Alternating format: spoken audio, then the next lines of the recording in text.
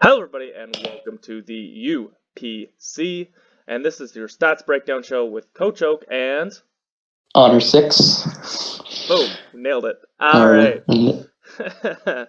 our inaugural All stats right. breakdown show. We'll see how this goes. It might be boring. If it's boring, let us know. And if it's not boring, definitely hit that like button and subscribe and all that fun stuff. Yay, Oh, we get to plugging! that later. We get to that later, don't worry. All right, so let's go over what is the UPC. If this is your first video on the channel, you won't know yet, so let's figure that out right now. Is a competitive draft league format with an extended roster of 14 Pokemon. Why do we have an extended roster?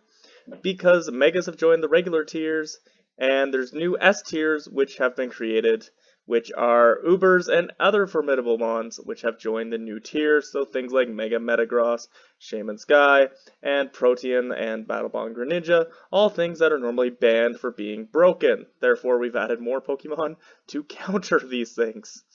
Yeah, we had to give you a little bit of extra help just so in case your entire team was really weak to like Protein Greninja, like a lot of teams would be, you can actually deal with it. Is there any mon that can really deal with Protein Greninja, though? Well, we'll see how Protein Greninja did. I don't think it did all that great this week. Yeah, I don't remember it coming. Oh, jeez, that's bad. All right, moving on from that statement. It definitely came. Yeah, I don't remember it. I just don't know how it. I don't think it did. It didn't crack top 5. That I know. No, I definitely didn't. All right. So your most brought types this week and your least brought types this week are on screen now. Let's go over them. The most brought type this week is the Psychic type, brought 11 times by 12 teams, so that's very impressive. Second place is tie for Ground and Steel types with 10 brings, and then Water, Flying, and Fighting are brought 9 times each. In the least brought types, in the fourth place, we have Ghost and Dark, each brought 4 times. 3 poison types came this week, putting them in third last. Ice types only came twice, putting them in second last. And I am the only coach who brought a rock type. Rhydon was holding down the fort as the only rock type surviving this week in terms of the mighty rock type to the battle. And we won't talk about how that happened, how it did. Okay, but we will later. But all right, so let's go over kind of a brief why this could be. Like, why was Psychic brought 11 times with only 12 coaches, and why was there only one rock type brought? Well, first, let's talk about rock, because I think it's the easiest one to explain. And we're just simply going to look over here at the 5, or what is it, 1, 2, 3, 4, 5, 6 most brought types, and it's weak to 4 of them. And that's not to include the one rock type that was brought has 4 times weaknesses, and is 4 times weak to water, as well as 4 times weak to grass, which is not in this, but still, oh. Yeah, rock. No wonder rock doesn't come. It just has so many weaknesses, and they're weak to such common types too. Like Earthquake is the most spammed move in the game. Steel is on every team just because it's such a great defensive typing. Water is part of fire, water, grass, and then fighting is just one of the best offensive types there is in the game. And grass is part of the water, fire, grass as well. Yeah, so I mean, rock is just going to struggle. I expect it to be here. I mean, only 6 were taken in the entire draft of 168 Pokemon. So, and 4 of those are tier 5s. The other 2 are tier 3. All the best rock types were not taken. Like Terrakion and Nihilego. Coaches? Well, I mean, when your best 2 Pokemon in your type just don't get picked, you're gonna struggle.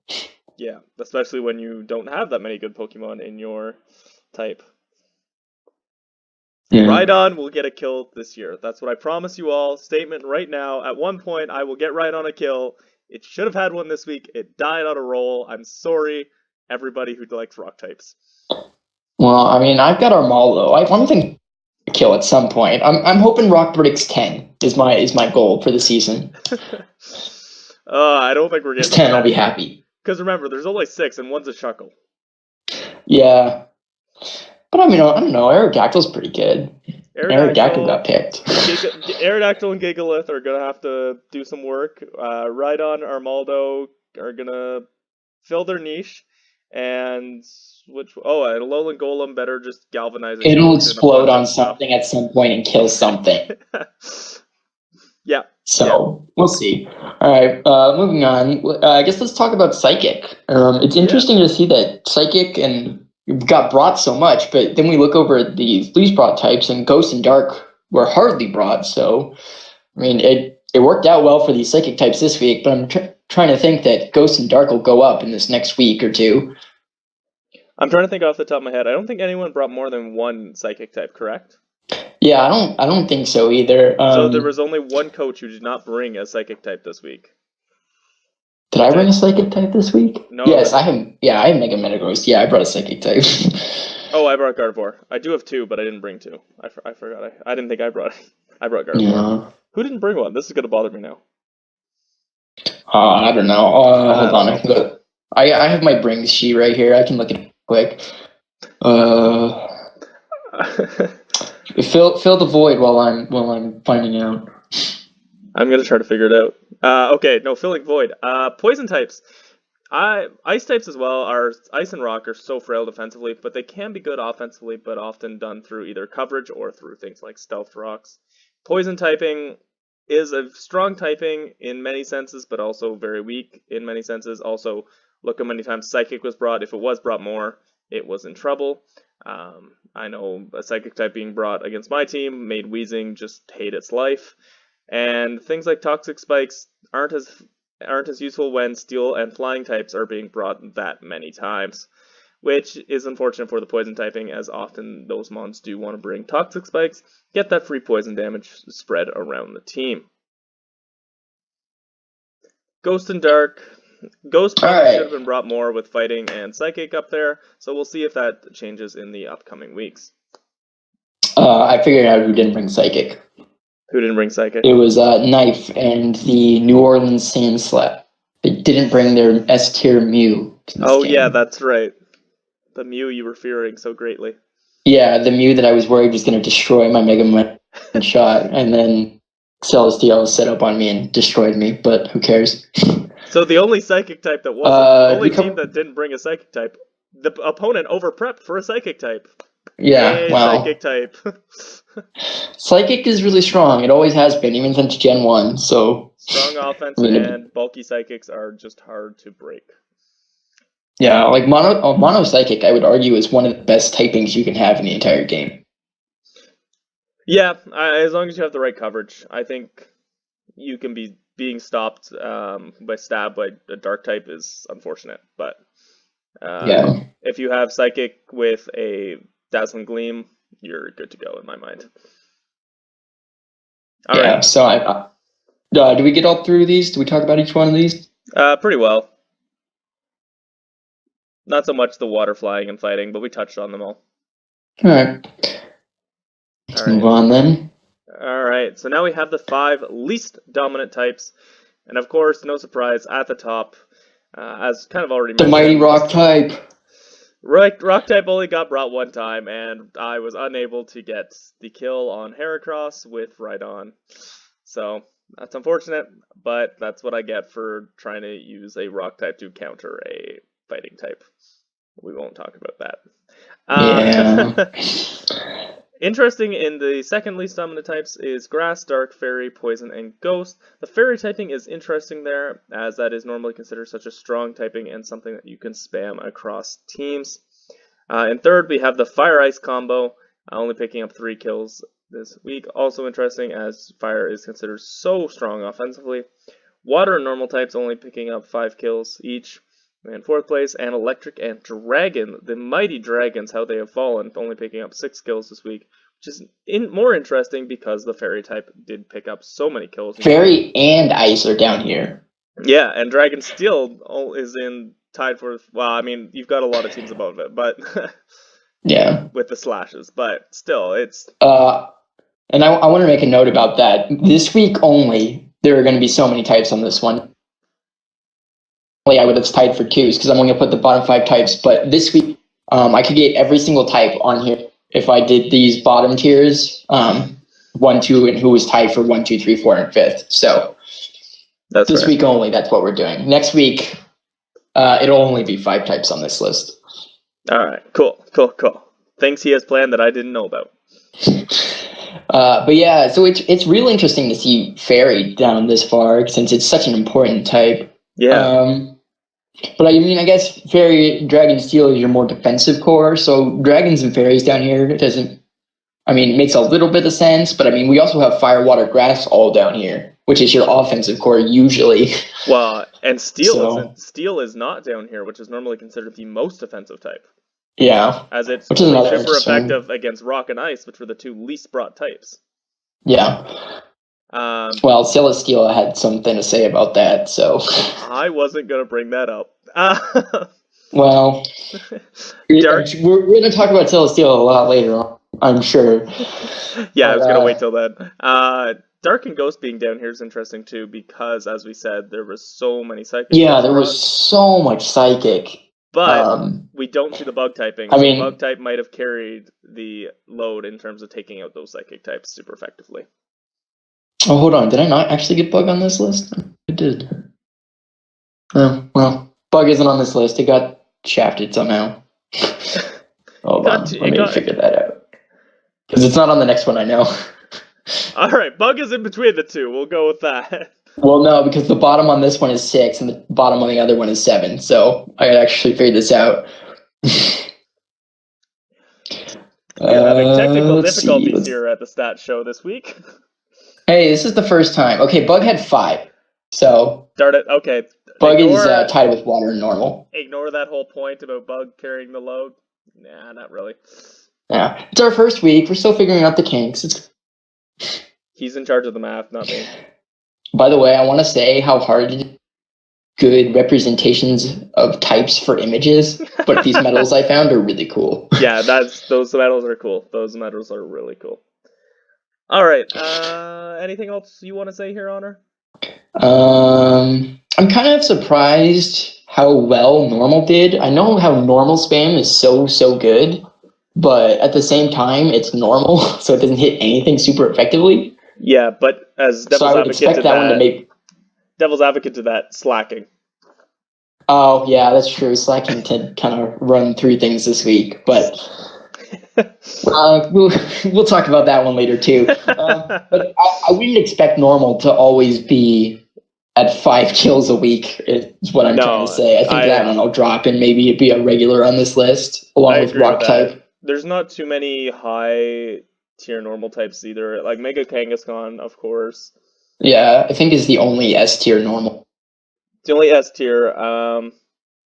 Do they have a tier 1 even? I don't think so.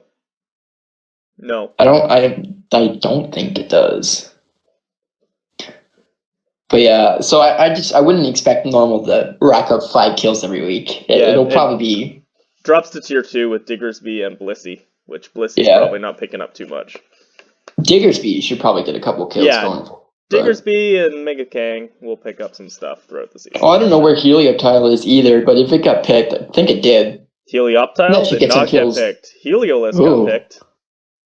Oh, yeah.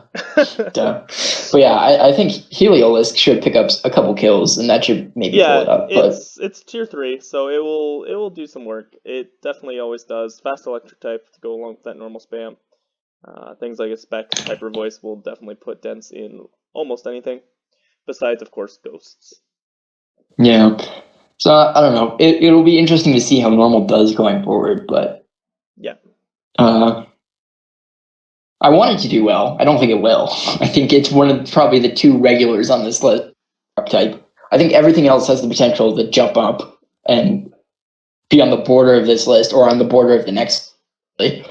Ice will be interesting because Ice has some 3 massive threats, but outside of those, it's very lacking and defensively so frail. So it'll be I think Ice will be down here a lot as well. Yeah, and not that many types were picked either. I think it was only like 9. Yeah, I mean, I have Kieran Black, so obviously I'm hoping to use that alone to get it out of this list some days. There is regular Kieran as well.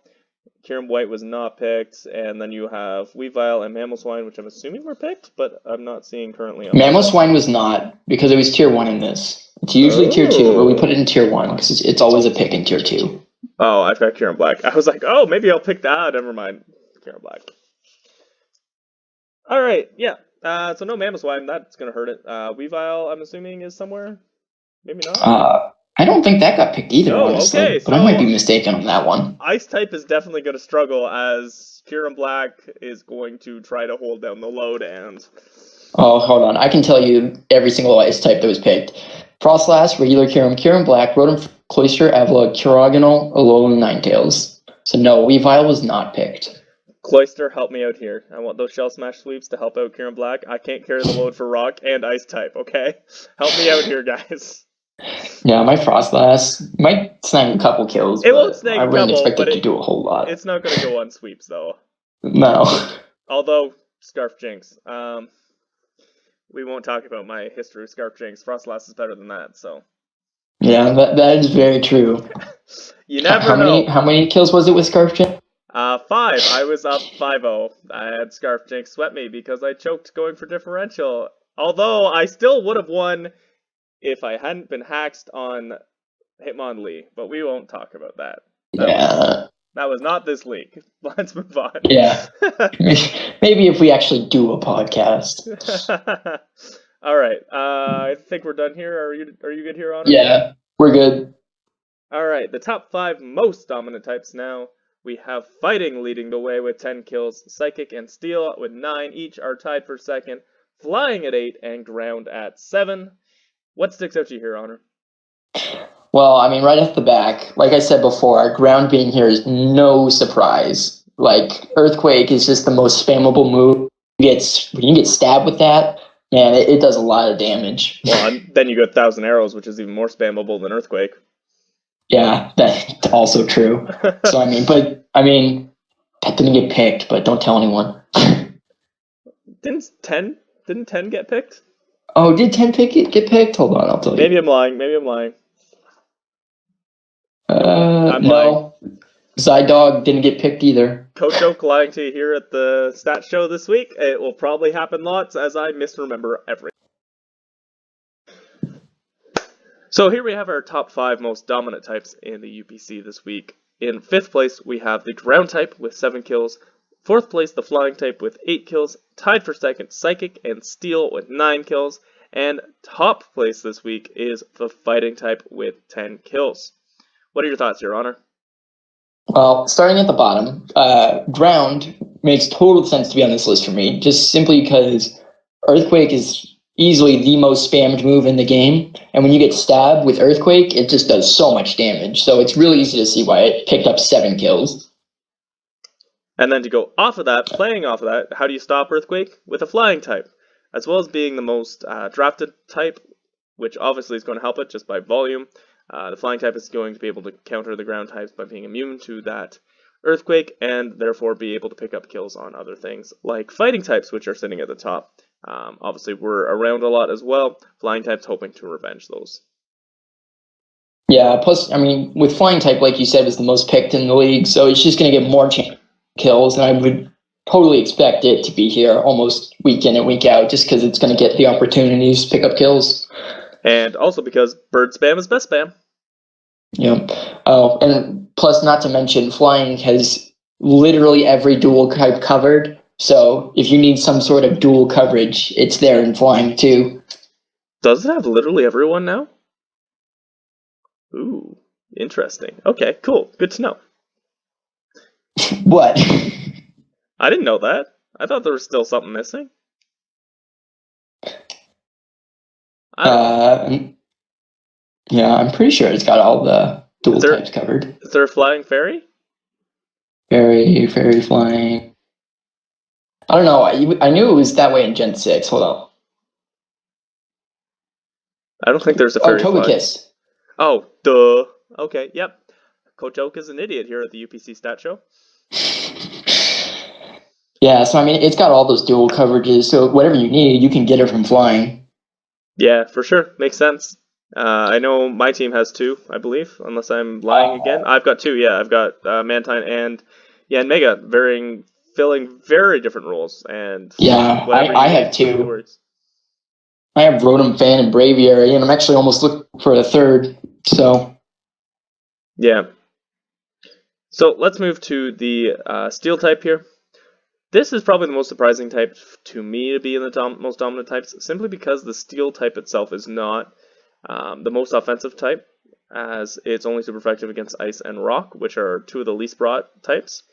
However, the thing is, with the steel types, there are so many good steel types, and every team pretty well has a steel type, that often it's the other coverage that's going to be picking up those kills. So think of like Excadrill picking up kills with the ground typing, etc., etc., or Lucario with a fighting type. You get the idea. So I think it's surprising to see steel up this high, but it wouldn't surprise me to see it here a few more times throughout the season, but I doubt over the entire season it will be in the top 5 myself. Yeah, I don't see it being here consistently, but like we said with flying, it's one of the most picked types in the league. So Steel's just going to get those opportunities to either get revenge kills or stay in and pick up a kill. So it's just going to have more opportunities than most of the other types. So to see it up here a couple times, I definitely can see that happening. Yep. Psychic type, as we talked about, was the most brought type, so very little surprise to see it here in the top of the most dominant types. And we've talked about how it's a good defensive typing, but also so good offensively as well. Yeah, I mean, just fast psychic types are really hard to stop, and we even saw that it's just got such wide coverage usually too, and it literally is just one of the best typings you can get to just throw onto something, or even if you're, it just it hits like a truck. And so many of the psychic types either have monstrous special attack or monstrous attack stats that it's no wonder we see it here with 9 kills this week. Yep. And taking the top spot is the fighting type, which, while it has consistently done well in the draft league format, is not always the thing you think of as the most dominant type ever.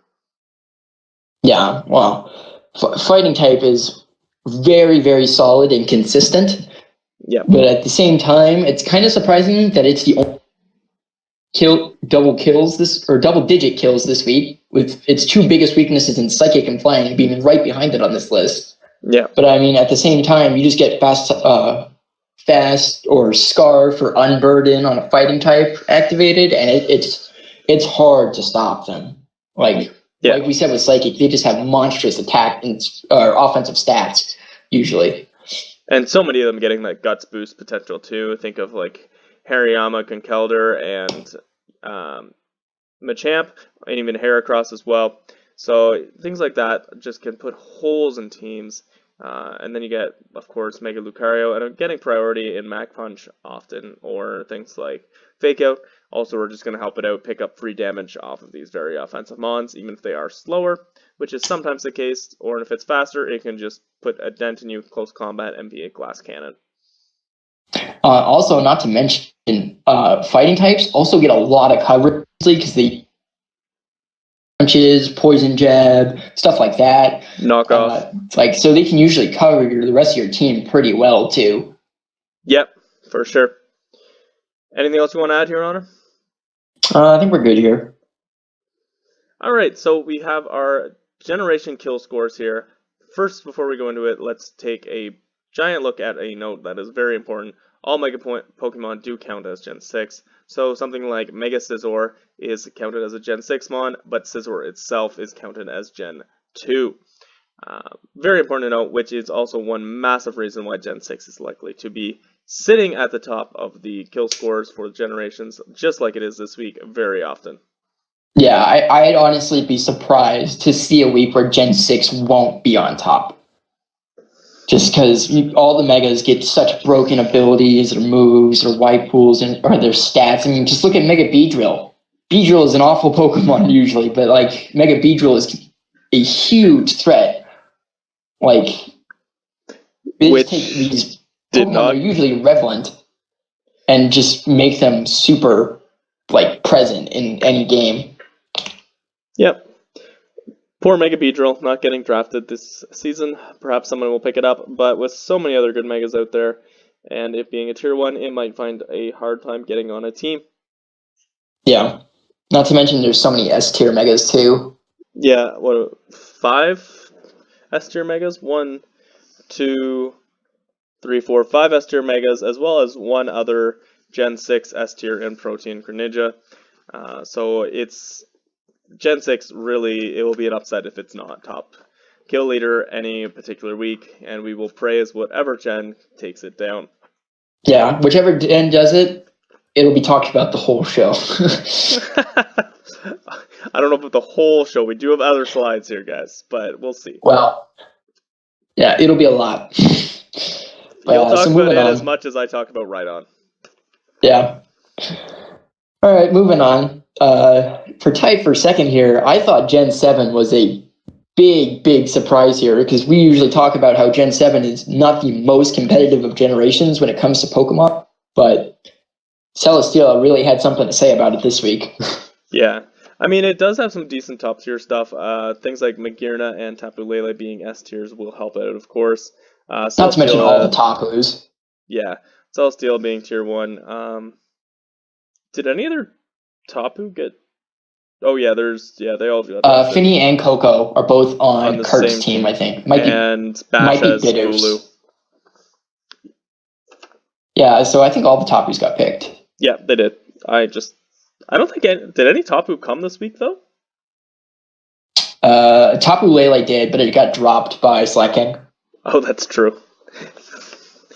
Okay, yep, that's fair. Aside from that, I don't know if any of the other think they did. I don't think they did. Gen 1 obviously is still holding on as a fairly strong gen in terms of its competitiveness in terms of Mons. Things like Dragonite. It's good average strength when it comes compared to the other ones. Yeah, it's not something that's gonna blow you away, but it definitely has a lot of very valid Mons, which being in from the first gen, they tend to get a lot of help in staying relevant. Things like Mew getting signature Z moves, etc., etc. Clefable becoming Fairy. Okay, but let's face it, Clefairy was becoming a Fairy type. Yeah. So, I mean, and then another thing to point out with Gen 1 that I really liked this week is most of their kills came from places you wouldn't normally expect. Like, I didn't think Nidoqueen or Moltres would put in as much work as they did, but they did really well this week. Yep. Anything else with those two? I think we're good there. All right. Moving on to the best generation in Pokemon, Gen 3 is coming in fourth this week with 7 kills. And by best generation, I mean in terms of the actual games. But very strong as well in terms of the competitive mons it brings to the table. Think of things like Garchomp. Of course, it's going to be right up there always. Garchomp is 4. I lied. Don't listen to me. Well, the big one to say here this week is, I think it's... Yeah, slacking. Slacking's a thing. Yeah. Wow, I can't believe I said that. Anyways, moving on. Anything else you have for Gen 3? I'm going to just shut up about Gen 3. Well, moving on to Gen 2. Gen 2 is an interesting one. It didn't pick up any kills, 2 or 3 games, but it still didn't finish last, so good for it, even though it only really participated in like the first or the last 3 games or so. Good work, Gen 2. And then Gen 4 and Gen 5. I'm kind of surprised to see Gen 4 this low because it does have some of the more competitive mons in it, especially in Draft League. Like Garchomp. But I guess just no one wanted to bring their Gen 4 this week. Yeah, Gen 5, it would not surprise me to see that at the bottom or near the bottom pretty well every week. There isn't a ton of great mons that came out of it as they kind of rebooted and made mons similar to the first gen, but not as good. Think Swoobat compared to Crobat. Yeah, they had to cover the lower power levels in Gen 5, just like they had to cover the bigger power levels in Gen 5. So, I mean, it's not surprising to see it down here, but it'll probably pop up maybe to 5th or 6th at some point. Yep. Anything else you want to say on this? I think I'm good. All right, moving on to the top 5 kill leaders. Let's start at the bottom and make our way up. Tied for 5th, we have a whole list of mons that I will now read. Mega Manectric, Golisopod, Kyurem Black, Donphan, Flygon, Nidoqueen, and Heracross, all with 2 kills. There is definitely a couple mons that you could see sniffing around the top 5, top 10 in Mega Manectric and Kyurem Black. Maybe even Nidoqueen or Heracross picking up some sweeps, but There's also some mons you don't necessarily always see up here. Dawnfan often has more utility. Flygon never really picked up any kills until it's buffed this generation. Hopefully it can keep going on with that. Dragon Dance, of course, helping it so much. And Golisopod is not one you see up here very often. It can both be used very well and use its ability to destroy itself. So good work in picking up a couple kills. First impression is very strong, of course, and also good priority in Aqua Jet. Yeah, so I mean, like you said, I necessarily wouldn't think Dawnfang, Flygon, and Nidoqueen would be regulars here. I'm glad to see them here, and I'm glad to see these often lower tier mons get some nice kills. Especially Golisopod in there too is tier 4.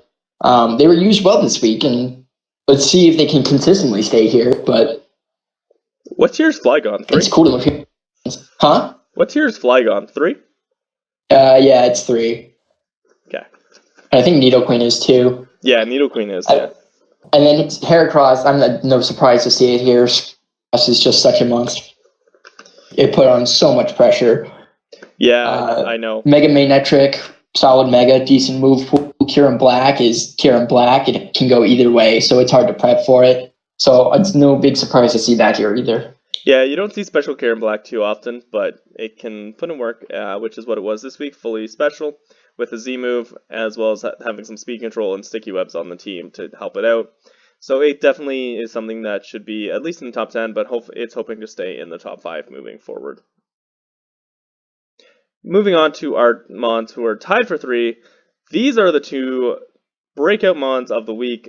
The big surprises of the week. And Kadabra putting in work.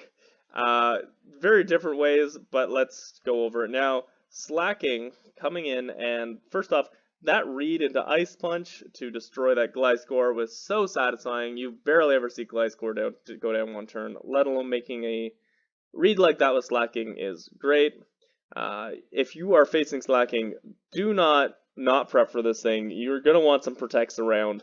You're going to want things like Fake Out around, etc., just to help out with this thing. It's just such a monster. If you're not ready for it and don't have protect everything or something to stop it on it'll just run through you like it did on. Sorry, Sumami, but it did.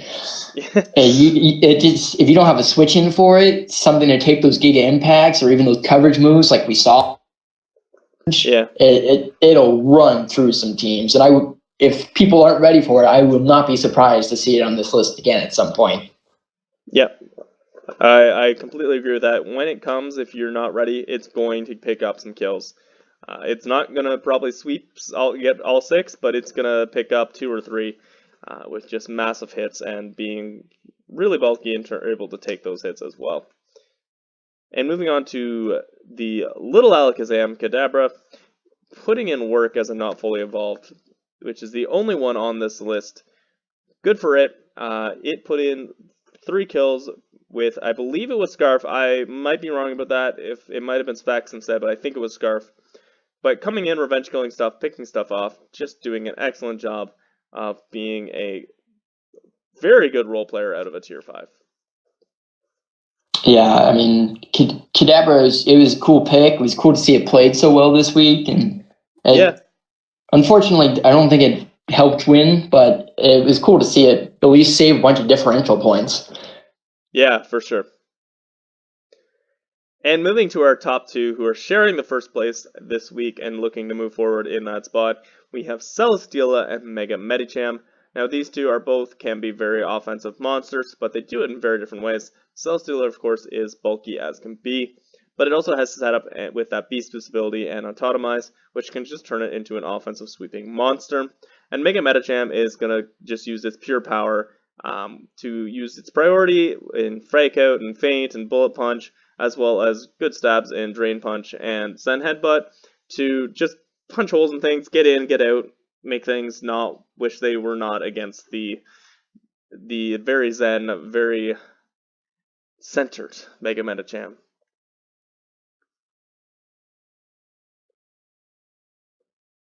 Anything you want to say here, Honor? Well, just I want to say Mega Medicham was played really, really well. And it's no surprise to see it up here with 5 kills, and the way it played, it was preserved really well. It came in, revenge things, got out, came back in, revenge things, fake out. I mean, the fake out it laid down on Kadabra did like over 80%, which is just crazy. Turning out it's a 40 base power priority move. Yeah. Non-stop. And then when it comes to Celesteela, we have to mention the flinch that happened this week. Without it, it was probably only 2 kills instead of 5. But at the same time, Celesteela is just such a prep against that you don't know if it's going to be bulky, physically offensive, specially offensive. If it sets up on you, it's hard to stop, and it's just so unpredictable in what it can do. And I wouldn't be surprised to see it up here again, even though this week it was mostly due to a flinch. He might be a little salty. Yeah, I'm a little salty.